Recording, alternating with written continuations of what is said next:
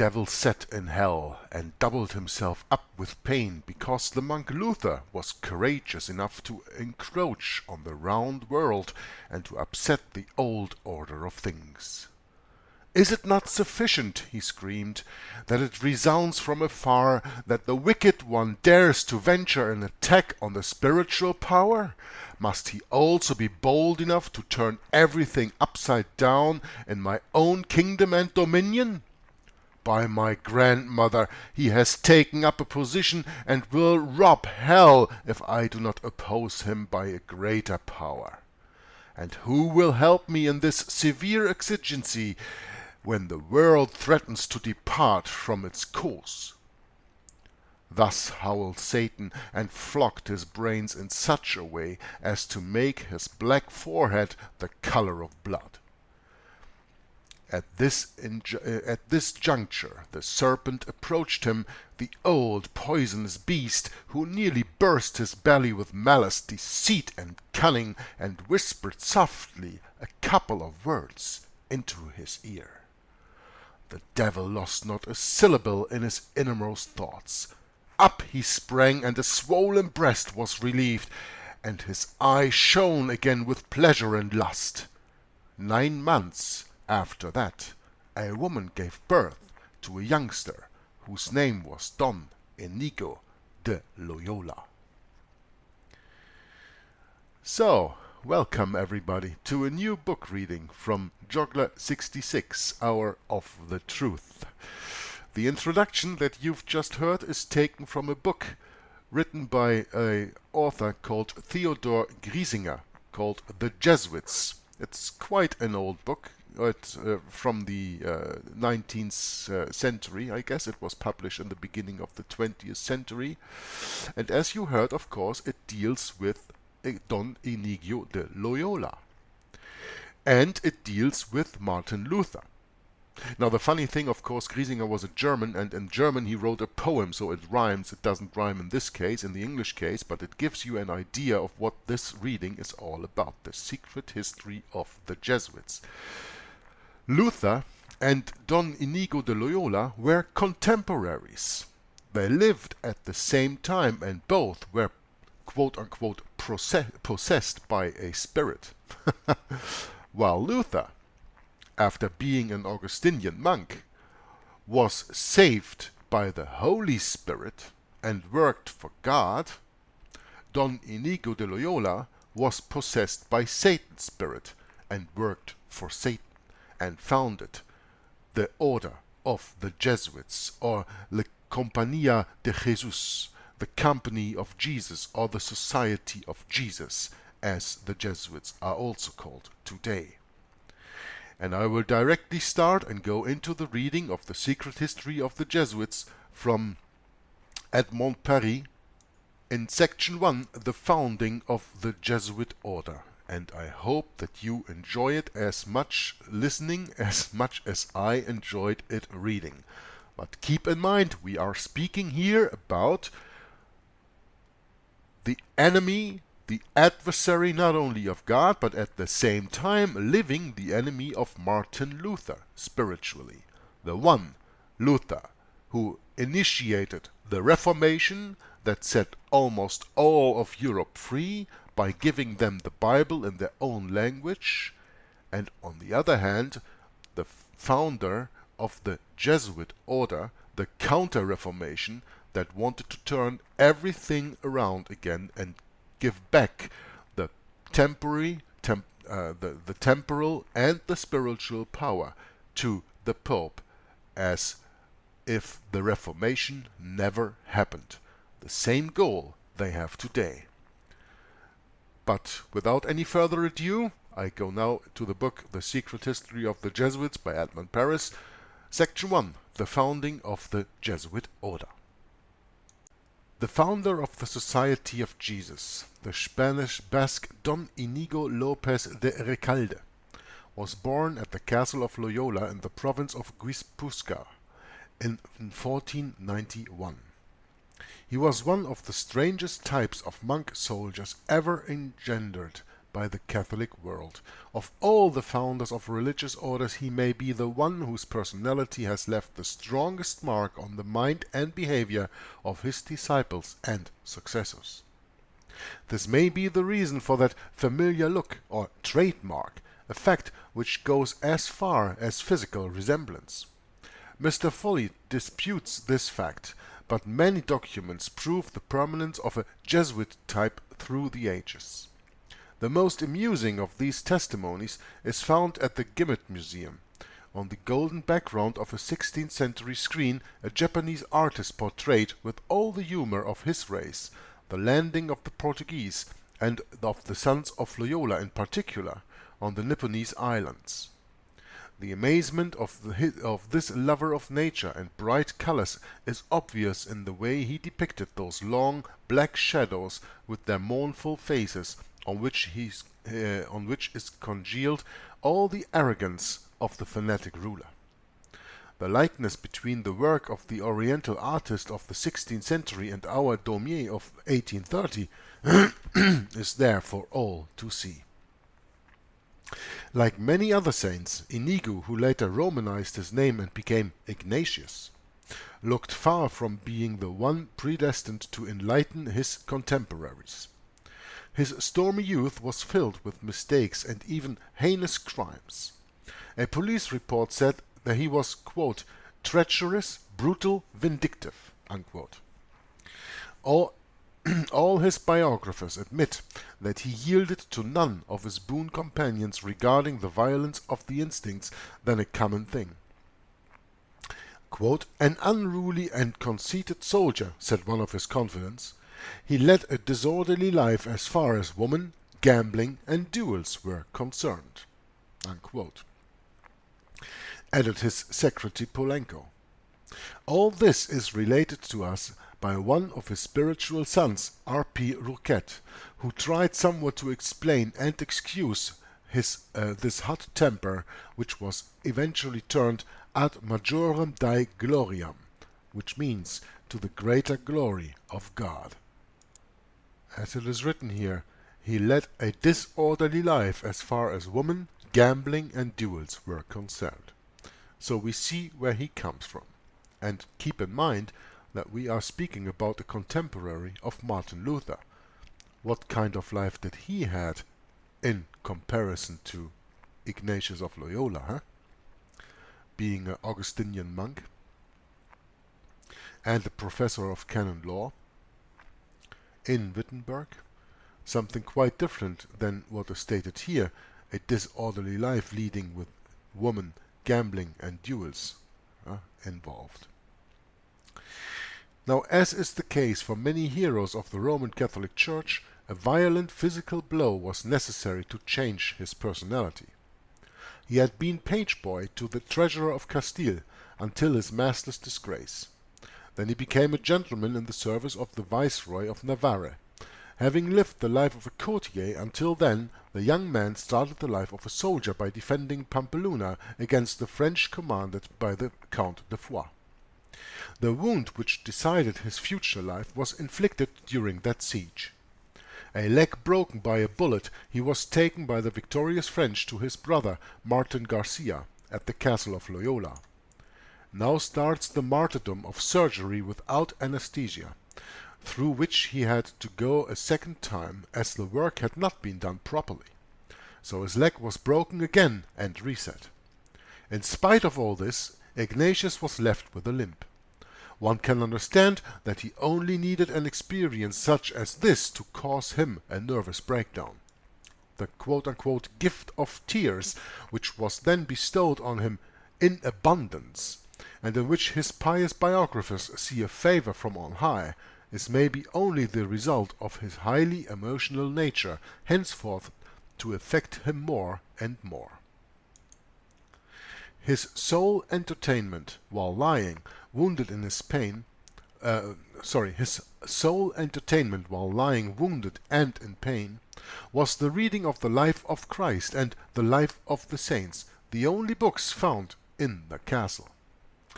Well, the author says the only books found in the castle at that time were the life of Christ and the life of the saints, you also have to add here the Bible in Spanish, because that is something that we've learned when we read Rulers of Evil. But Ignatius chose not to read the Bible, but to read those secular works, Life of Christ and Life of the Saints. As he was practically uneducated and still affected by the terrible shock, the anguish of Christ's passion and the martyrdom of the saints had an indelible impact on him. This obsession led the crippled warrior on to the road of apostolate. Quote, "He put the books to one side and daydreamed. A clear case of the wakeful dream, this was a continuation into the adult years of the imaginary game of the child. If we let it invade the psychic realm, the result is neurosis and surrender of the will. That which is real takes second place." Unquote. Now, these quotes are taken from R.P. Jesuit Robert Rouquette from Saint Ignace de Loyola, the book published in Paris in 1944.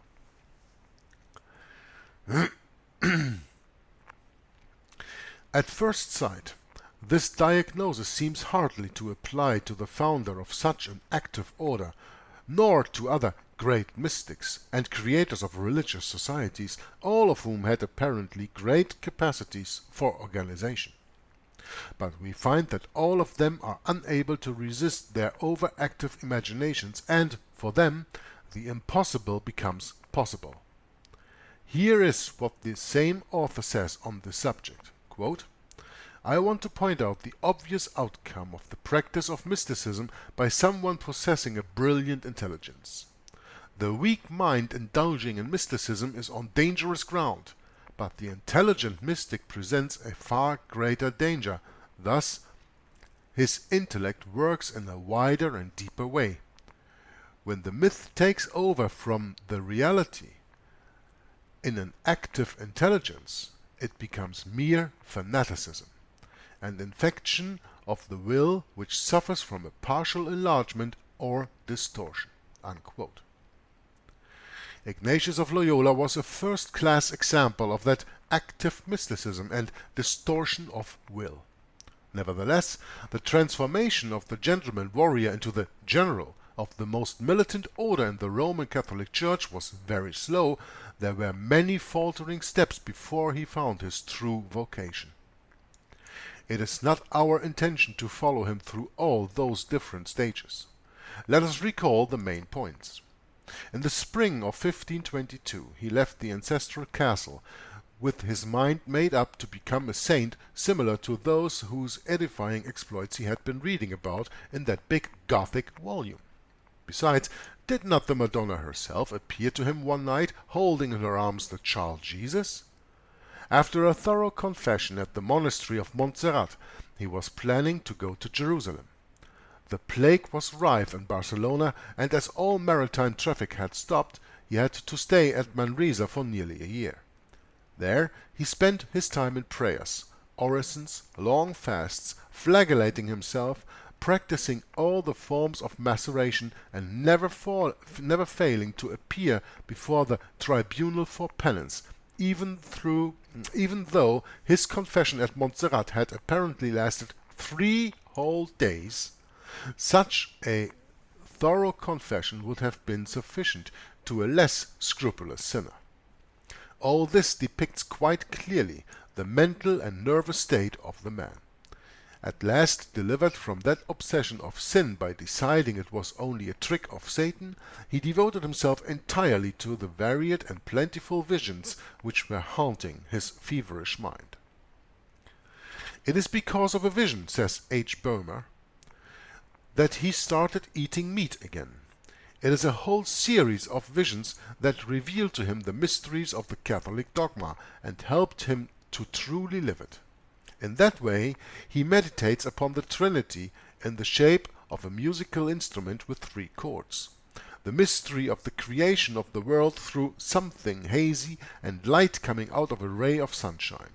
the miraculous descent of Christ into the Eucharist as flashes of light entering the consecrated water when the priest held it up while praying, the human nature of Christ and the Holy Virgin under the form of a dazzling white body, and finally Satan as a serpentine and shimmering shape similar to a multitude of sparkling and mysterious eyes." Unquote. Is not this the start of the well-known Jesuitic image-making? Spiritual exercises they use for that?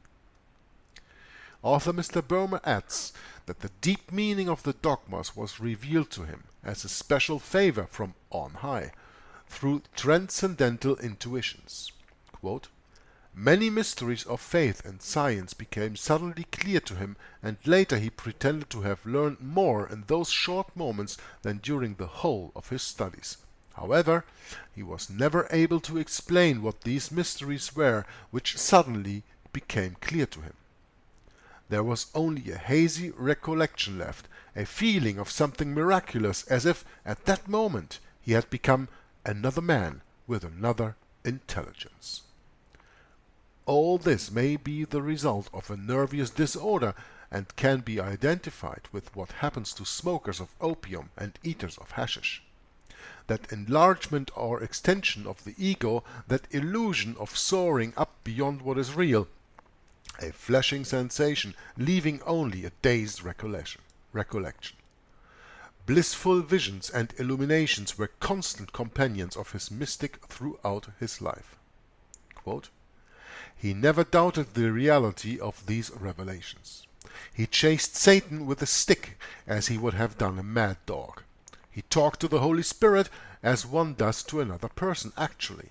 He asked for the approval of God, the Trinity and the Madonna on all his projects, and would burst into tears of joy when they appeared to him. On those occasions he had a foretaste of celestial bliss. The heavens were open to him, and the Godhead was visible and perceptible to him." One can ask himself what Godhead is visible and perceptible to him. You know, the Bible says that we should check every spirit that comes into us, and he probably did not do that, because otherwise the Madonna would not have appeared to him, and all these Godheads visible and everything that he had, that is not the Spirit of God and of Jesus Christ.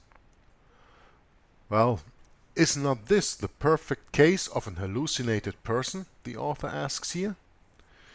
Well, I think that is more that of an hallucinated person than it has to do anything with divine revelation, right? It will be this same perceptible and visible Godhead that the spiritual sons of Loyola will constantly offer to the world, not only for political reasons, leaning on and flattering the deep-rooted inclination in the heart of man for idolatry, but also by conviction, having seen well and truly indoctrinated.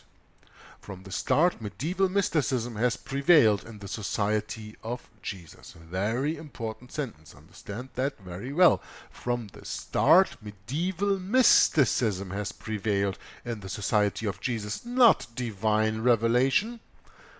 It is still the great animator, in spite of its readily assumed worldly, intellectual, and learned aspects. Its basic axiom is, quote, "all things to all men." Very important sentence. A Jesuit has to be everything or everyone to everyone. They have to appear as all things to all men. This is even taken directly out from their fourth vow of induction. Its basic axiom is all things to all men. The arts, literature, science, and even philosophy have been mere means or nets to catch souls, like the easy indulgences granted by its casuists, and for which laxity they were so often reproved. To this order there is not a realm where human weakness cannot be worked upon, to incite the spirit and will to surrender and go back to a more childish and restful devotion. So they work for the bringing about of the quote-unquote kingdom of God according to their own ideal. A kingdom of God of their own ideal, not God's ideal. A great flock under the Holy Father's crosier. That learned men could have such an anachronic ideal seems very strange, yet it is undeniable so, and the confirmation of an oft disregarded fact. The preeminence of the emotions in the life of the spirit. Besides, Kant, the German philosopher, said that every philosophy is but the expression of the philosopher's temperament or character. Apart from individual methods, the Jesuitic temperament seems more or less uniform amongst them.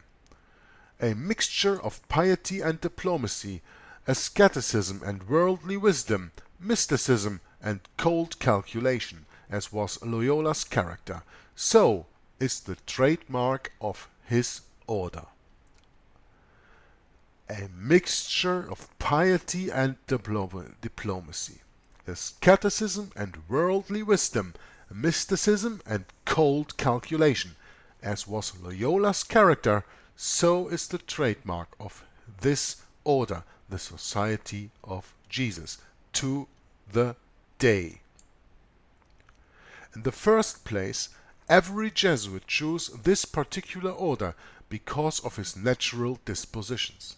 But he really becomes a son of Loyola after rigorous tests and systematic training lasting no less than 14 years. We are talking here about 14 years of indoctrination, 14 years of spiritual exercises, brainwashing, giving up your own personality. In that way, the paradox of this order has continued for 400 years, an order which endeavors to be intellectual but, simultaneously, has always been within the Roman Catholic Church and society the champion of the strictest disposition. Looking into Chapter 2, the spiritual exercises. When the time came at last for Ignatius to leave Manresa, he couldn't foresee his destiny, but the anxiety concerning his own salvation was not his main concern any more. It is as a missionary, and not as a mere pilgrim, that he left for the Holy Land in March 1523. He arrived in Jerusalem on the 1st of September, after many adventures, only to leave again soon after on the orders of the Franciscan's provincial, who was not desirous to see the precarious peace between Christians and Turks endangered by an untimely proselytism. The disappointed missionary passed through Venice, Genoa, and Barcelona on his way to the University of Alcalá, where he started theological studies,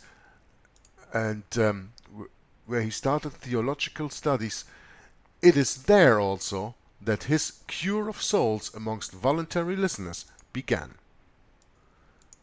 Quote, "In these conventicles, the most common manifestations of piety amongst the fair sex were fainting fists.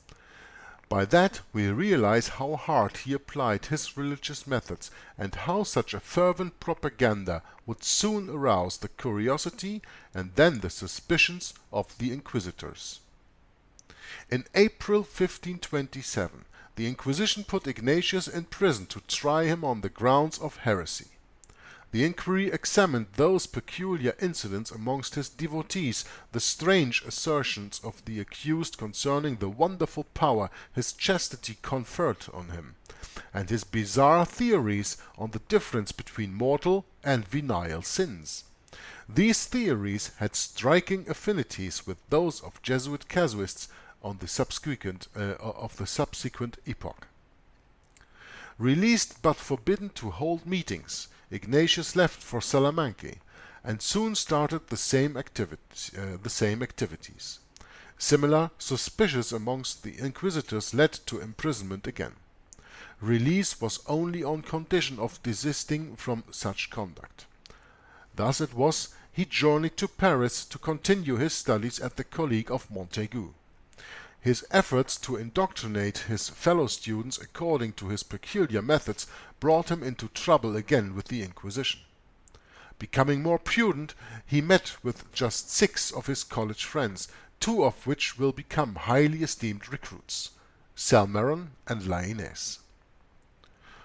What did he have in himself that so powerfully attracted young people to an old student?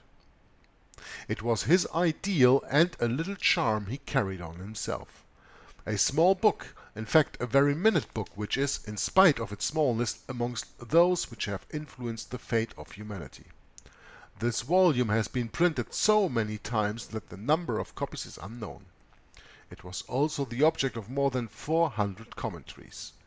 It is the textbook of the Jesuits, and at the same time the resume of the long inner development of their master, the spiritual exercises. Mr. Boehmer says, quote, Ignatius understood more clearly than any other leader of men who preceded him that the best way to raise a man to a certain ideal is to become master of his imagination. We, quote, imbue into him spiritual forces which he would find very difficult to eliminate later, unquote. Forces more lasting than all the best principles and doctrines.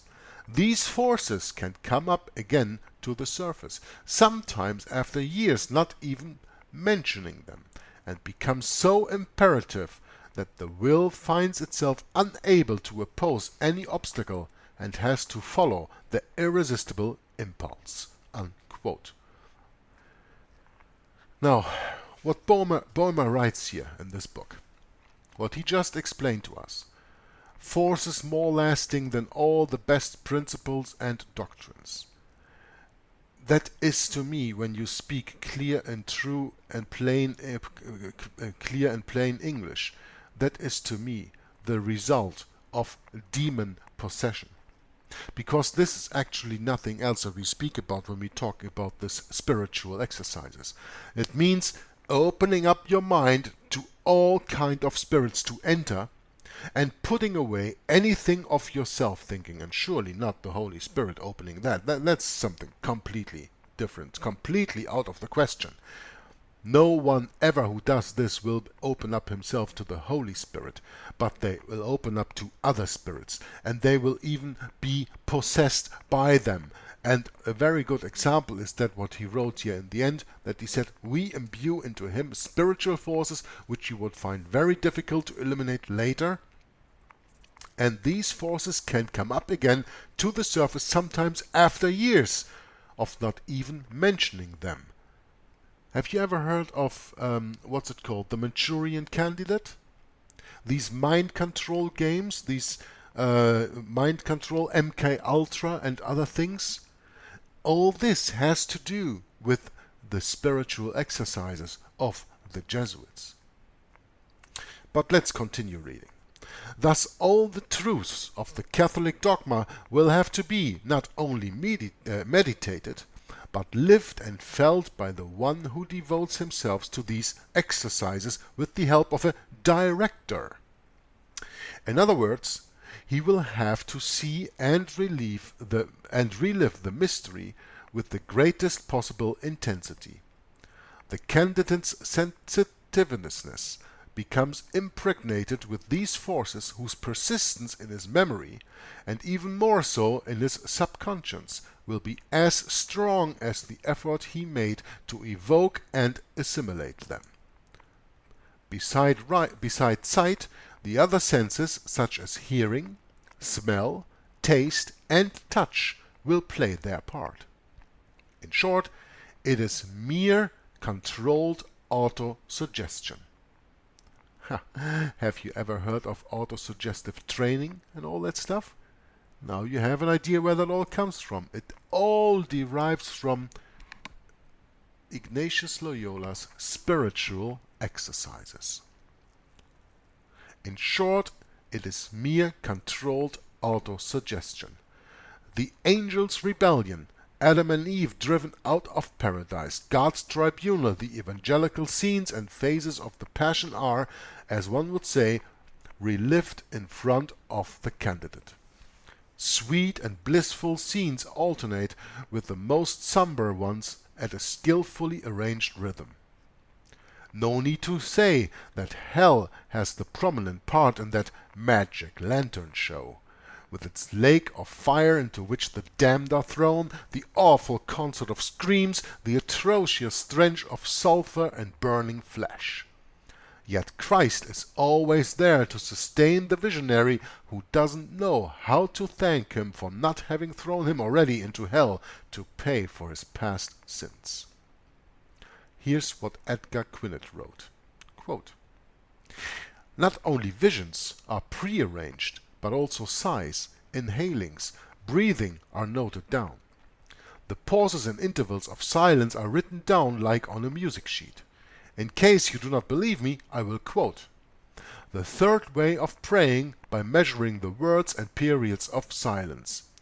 This particular manner of praying consists of leaving out some words between every breath, and a little further, quote, make sure to keep equal gaps between every breath and choking sob and word, unquote. Et paria anhelitium ac vocuum interstitia observet. Which means that the man, being inspired or not, becomes just a machine, which must sigh, sob, groan, cry, shout, or catch one's breath at the exact moment and in the order which experience shows to be the most profitable. Spiritual exercises. And you thought you knew it all, huh? It is understandable that after 4 weeks devoted to these intensive exercises with the director as his only companion, the candidate would be ripe for the subsequent training and breaking. This is what Quinet has to say when referring to the creator of such an hallucinatory method. Quote, "Do you know what distinguishes him from all the ascetics of the past?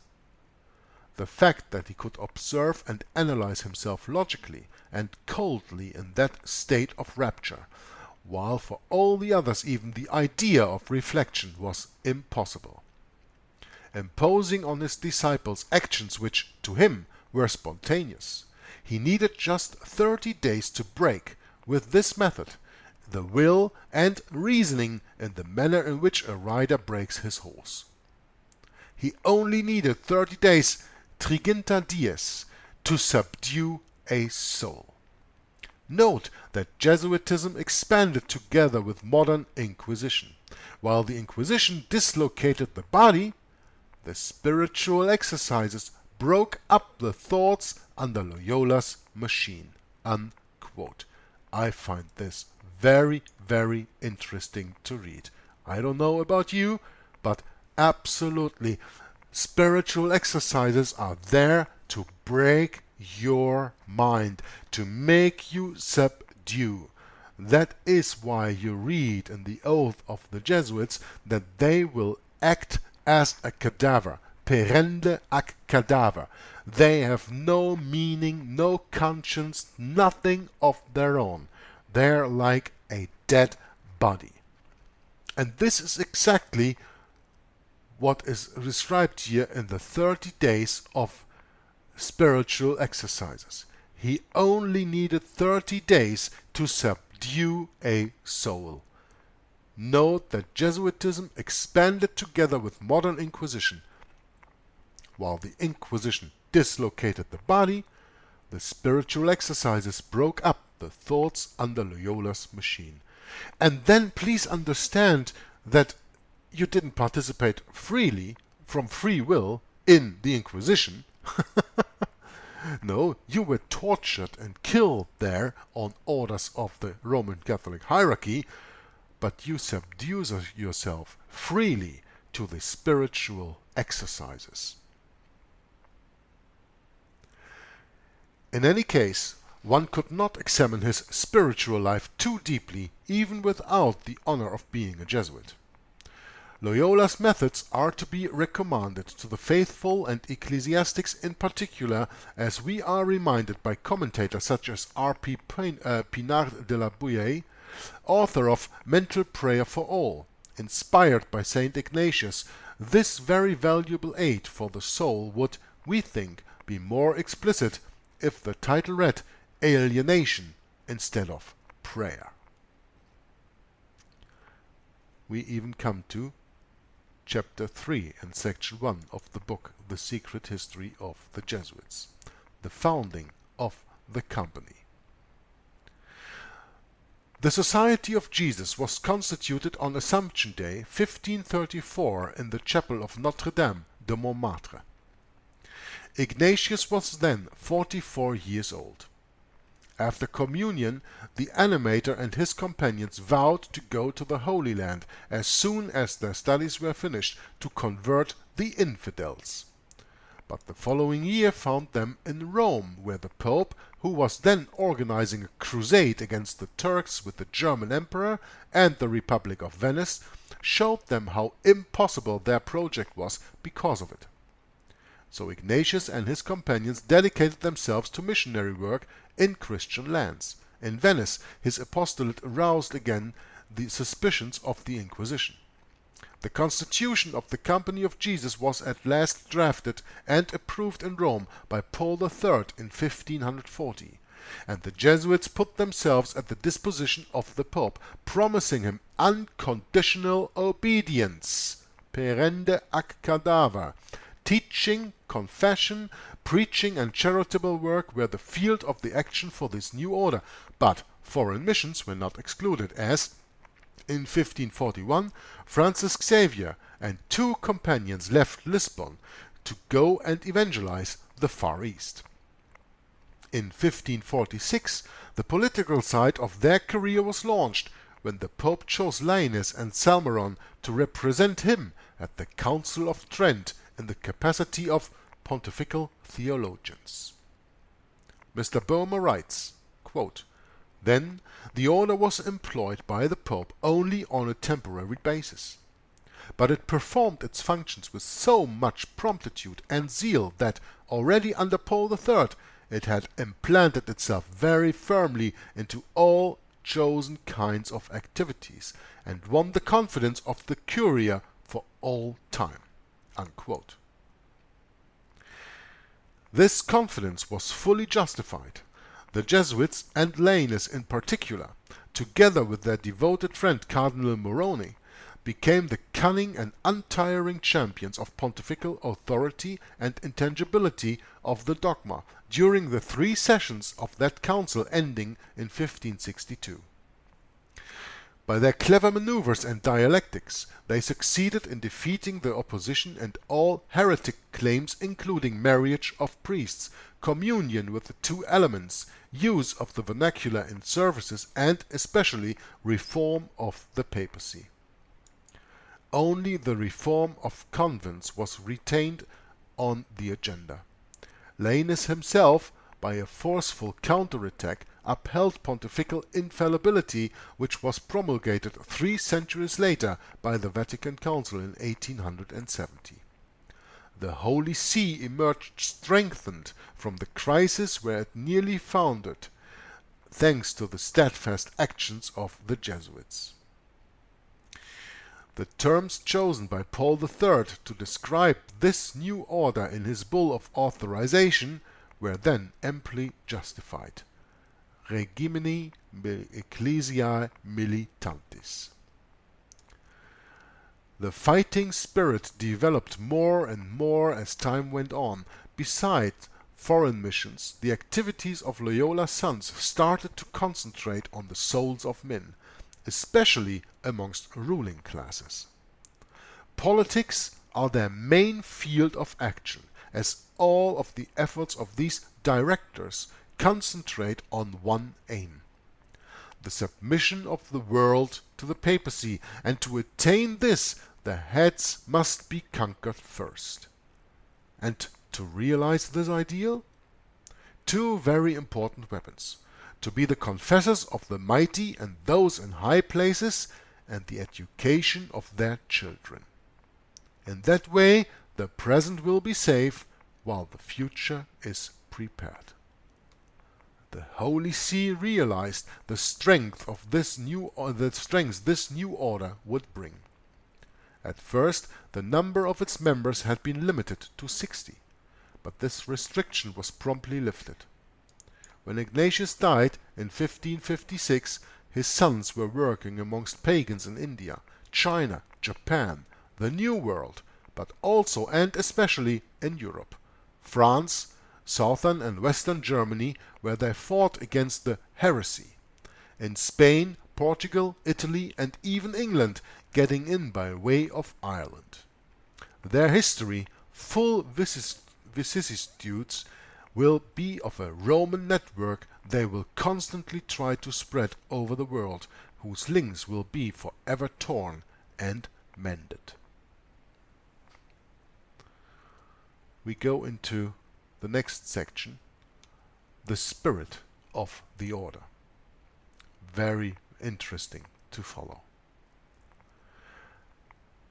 Let us not forget is a quote from Jesuit Roquette.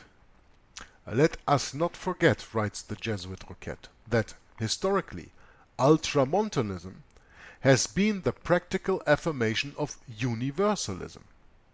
This necessary universalism would be an empty word if it did not result in a practical cohesion or obedience of Christianity. This is why Ignatius wanted this theme to be the disposition of the Pope and be the champion of the Catholic unity, unity which can be assured only through an effective submission to Christ's vicar. The Jesuits wanted to impose this monarchical absolutism on the Roman Catholic Church, and they maintained it in civil society as they had to look upon the sovereigns as temporal representatives of the Holy Father, true head of Christianity, as long as those monarchs were entirely docile to their common lord. The Jesuits were their most faithful supporters. On the other hand, if these princes rebelled, they found in the Jesuits their worst enemies. You remember that saying from the Oath of the Jesuits, the abbreviation INRI, something you've already learned in earlier readings of me. It says INRI, INRI, Justrum Nica Regis Impius, the meaning of which is, it is just to exterminate or annihilate impious or heretical kings, governments, or rulers. Exactly what I was just reading to you right here. The Jesuits were their most faithful supporters. On the other hand, if these princes rebelled, they found in the Jesuits their worst enemies.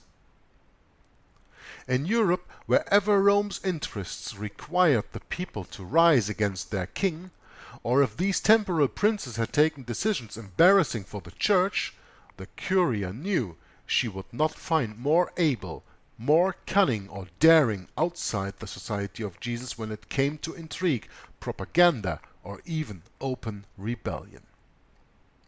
We have seen through the spirit of the exercises how the founder of this company was behind his time in his simplistic mysticism, ecclesiastic discipline, and, generally speaking, his conception of subordination.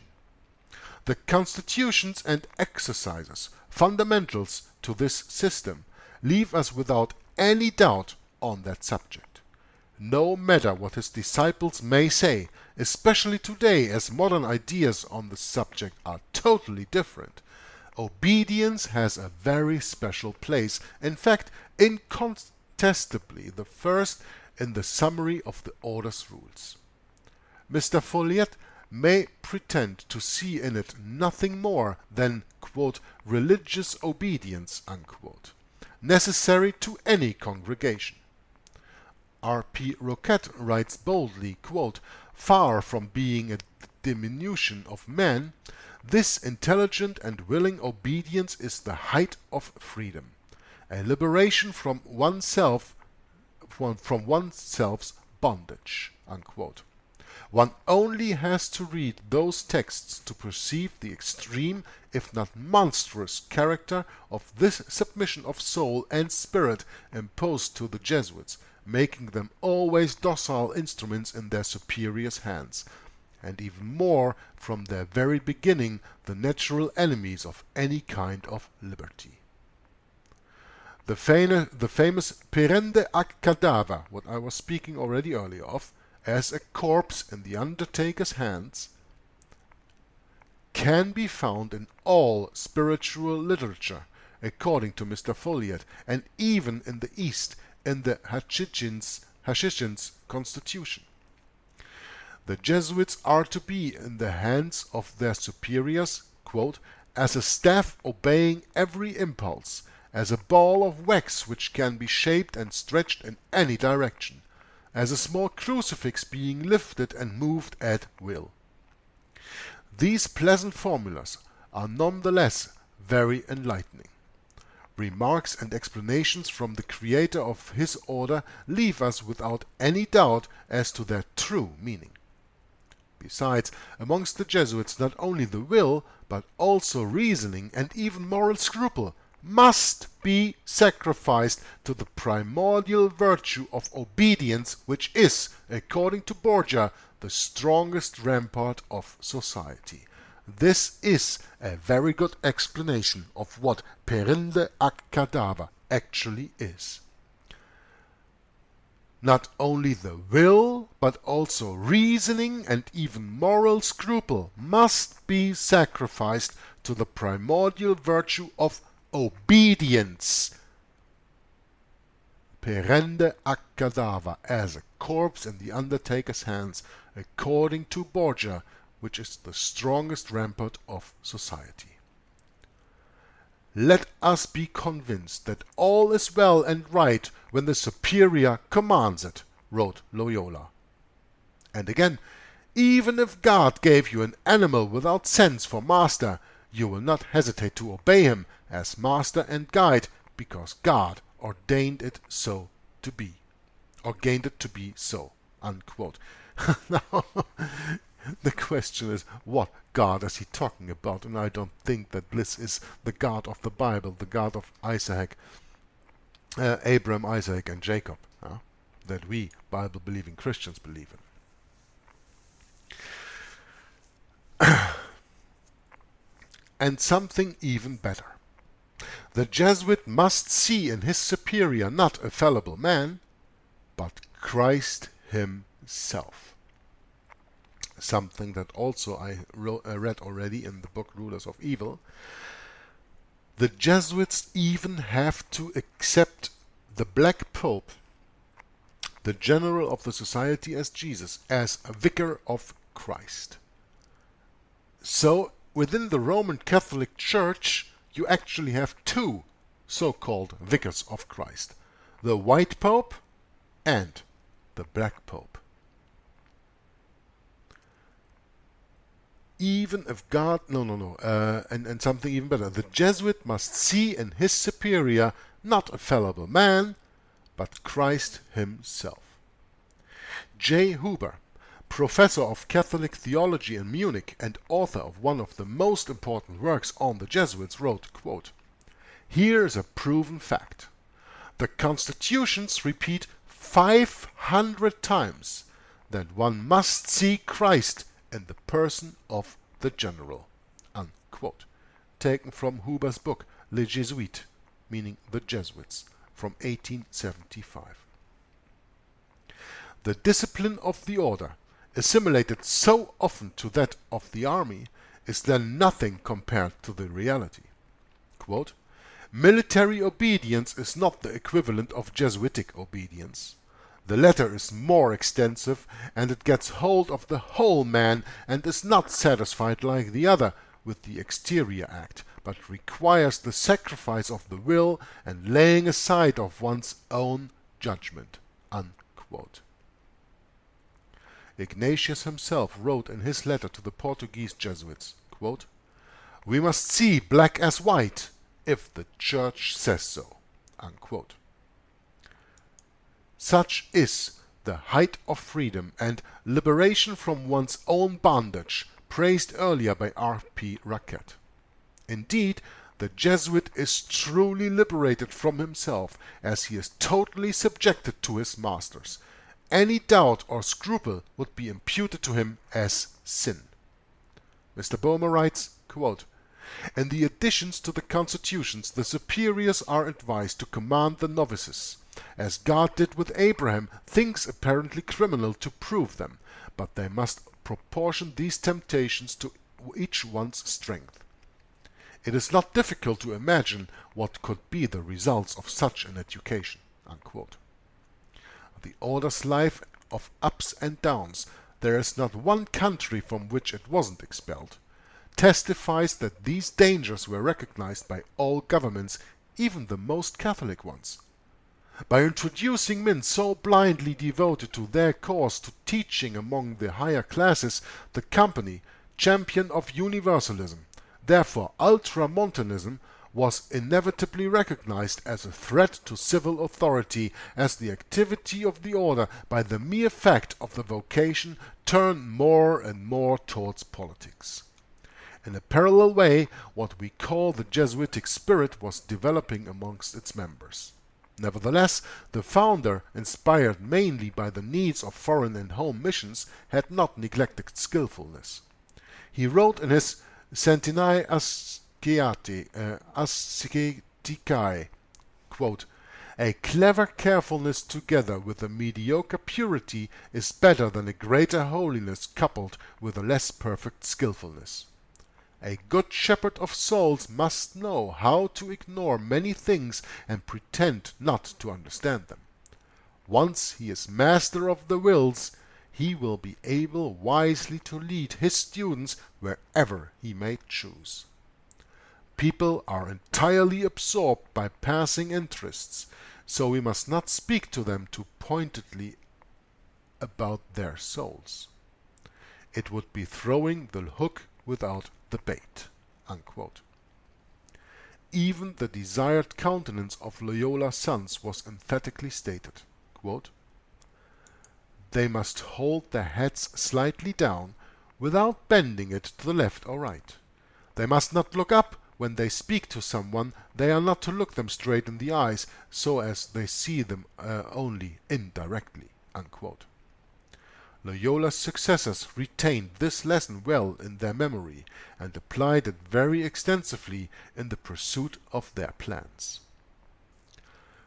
So we come now to Chapter 5, the privileges of the company.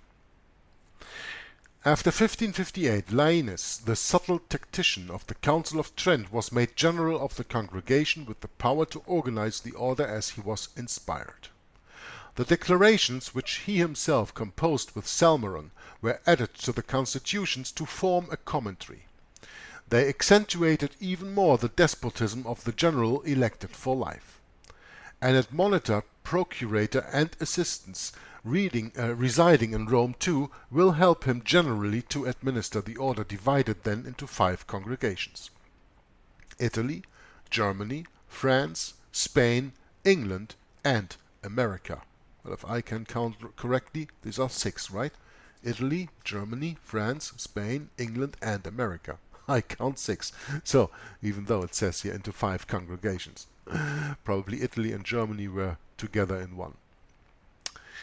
These congregations were themselves divided into provinces, grouping the different establishments of the order. Only the admonitor, or overseer, and assistants are nominated by the congregation. The general appoints all other officials, promulgates with ordinances which are not to modify the constitutions, administers the wealth of the order according to his own wishes, and directs its activities, for which he is responsible to the Pope only. To this militia, so tightly knit in the land of its chief and which needs the greatest autonomy to make its actions effective, the Pope concedes privileges which may seem exorbitant to other religious orders. By their constitutions, the Jesuits were exempt from cloistered rule which applied to monastic life in general. In fact, they are monks living, quote, "in the world," unquote, and outwardly nothing distinguishes them from the secular clergy. But, contrary to this and other religious congregations, they are not subjected to the bishop's authority. As early as 1545, a bull of Paul III enabled them to preach, hear confession, dispense the sacraments, and say Mass, in short, exercise their ministry without having to refer to the bishop. The solemnization of marriages is the only thing they are not allowed to perform. They have the power to give absolution, change vows for others which are easier to fulfill, or even cancel them. Mr. Gaston Belli writes, quote, "The general's power concerning absolution and dispensations is even wider. He can lift all punishment inflicted on the members of the society before or after them entering the order, absolve all their sins, even the sin of heresy and schism, the falsification of apostolic writings, etc. The general absolves in person or through a delegate all those who are under his obedience of the unhappy state arising from excommunication, suspension, or interdict, provided the censures were not inflicted, or excesses so enormous that others, beside the papal tribunal, knew about them. He also absolves the irregularity issuing from bigamy, injuries done to others, murder, assassination, as long as these wicked deeds were not publicly known and the cause of a scandal." Unquote. Finally, Gregory XIII, Antichrist Pope Gregory XIII, that is, bestowed on the company the right to deal in commerce and banking, a right it made use of extensively later on. Yeah, the Jesuits are the revived Knights Templars. So finally Gregory XIII bestowed on the company the right to deal in commerce and banking, a right it made use of extensively later on. When the Knights Templars were forbidden, they were the money masters of the world in 1307. And the Jesuits just took that over. And proof of that today is that the Jesuits, through the Knights of Malta, control the complete financial system of the world. The Federal Reserve System in the United States of America, but the International Monetary Fund and the World Bank, all is theirs. And with their frontmen that catch the fire, the Rothschilds, which are the guardians of the Vatican treasure, they have, with the Bank of International Settlements in Basel, Switzerland, the mother bank of all banks, the central bank of central banks, under their power. So Gregory XIII bestowed on the company the right to deal in commerce and banking, a right it made use of extensively later on, and surely today, 2016. These dispensations and unprecedented powers were fully guaranteed to them. Quote, "The popes called even upon princes and kings to defend these privileges. They threatened with the great excommunication latae sententiae all those who would try to infringe them. In 1574, a bull of Pius V gave the general the right to restore these privileges to their original scope, against all attempts to alter or curtail them, even if such curtailments were authoritatively documented by papal revocation. By granting the Jesuits such exorbitant privileges, which run counter to the Church's antiquated constitution, the papacy wanted not only to supply them with powerful weapons to fight the infidels, but especially use them as a bodyguard to defend her own unrestricted power in the Church and against the Church. To preserve the spiritual and temporal supremacy they usurped during the Middle Ages, the popes sold the Church to the order of Jesus and, in consequence, surrendered themselves into their hands. If the papacy was supported by the Jesuits, the whole existence of the Jesuits depended on the spiritual and temporal supremacy of the papacy. In that way, the interests of both parties were intimately bound together." Unquote. But this select cohort needed secret auxiliaries to dominate civil society. This role fell on those affiliated to the company called Jesuits. Quote, "Many important people were connected in that way with the society. The emperors Ferdinand II and Ferdinand III, Sigismund III, King of Poland, who had officially belonged to the company, Cardinal Infant, a Duke of Savoy, and these were not the least useful." Unquote. It is the same today. The 33,000 official members of the Society of Jesus operate all over the world in the capacity of her personnel, officers of a truly secret army containing in its ranks heads of political parties, high-ranking officials, generals, magistrates, physicians, faculty professors, etc., all of them striving to bring about in their own sphere a opus Dei, God's work, in reality the plans of the papacy, the plans of the Antichrist of the Bible, what the papacy actually is. That is what it is all about.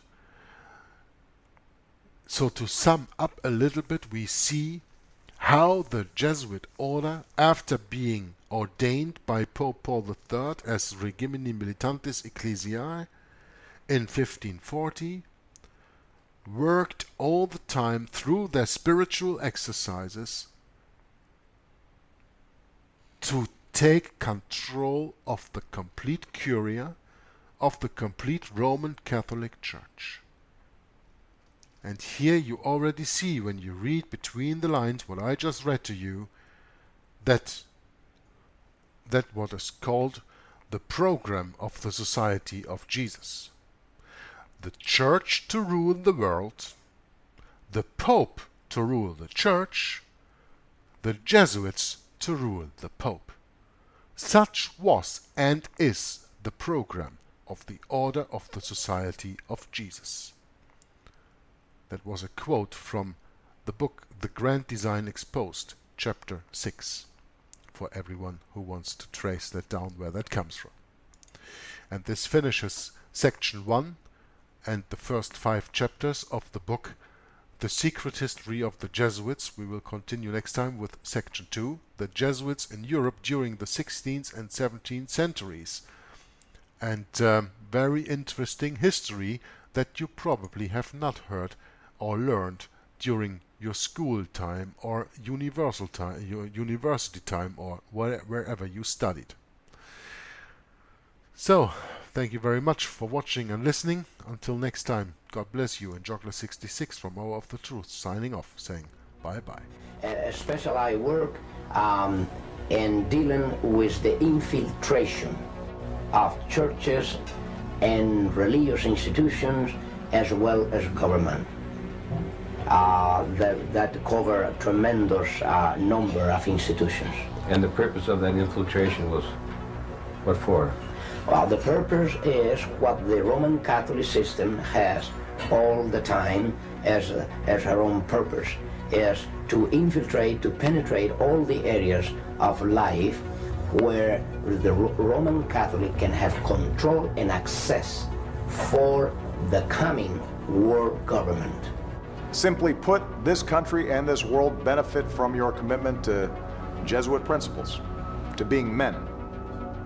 As a graduate of another great Jesuit institution, Xavier University, I have great affection for the value and purpose of a Jesuit education.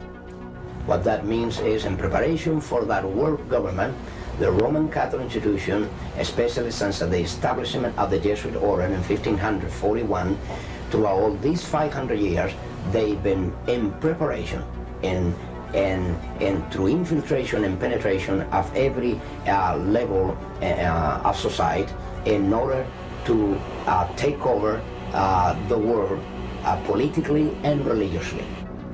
What a beautiful day the Lord has made.